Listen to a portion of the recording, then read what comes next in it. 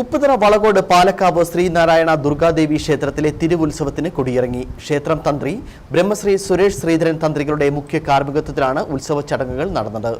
ഉത്സവത്തിന്റെ സമാപന ദിവസം നടന്ന ഘോഷയാത്രയിൽ നിരവധി ഭക്തർ പങ്കെടുത്തു.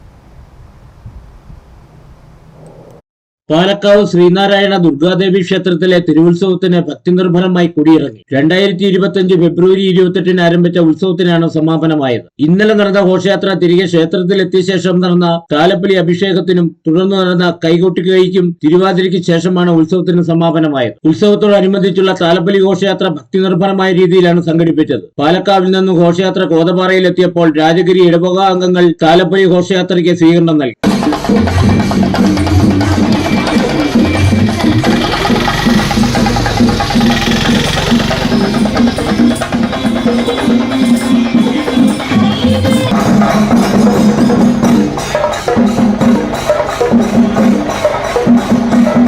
താലപ്പൊലികളുടെയും താളമേളങ്ങളുടെയും നിശ്ചല ദൃശ്യങ്ങളുടെയും അമ്മൻകുടത്തിന്റെയും അകമ്പടിയോടെ നടന്ന ഘോഷയാത്ര നാട്ടുകാരെയും ഭക്തിയുടെ നെറുകയിലെത്തിച്ചു. പാലക്കാവിൽ നിന്നും ആരംഭിച്ച ഘോഷയാത്ര കോതപാറ ചുറ്റി വളകോട്ടിലെത്തിയാണ് ക്ഷേത്രത്തിൽ എത്തിച്ചേർന്നത്.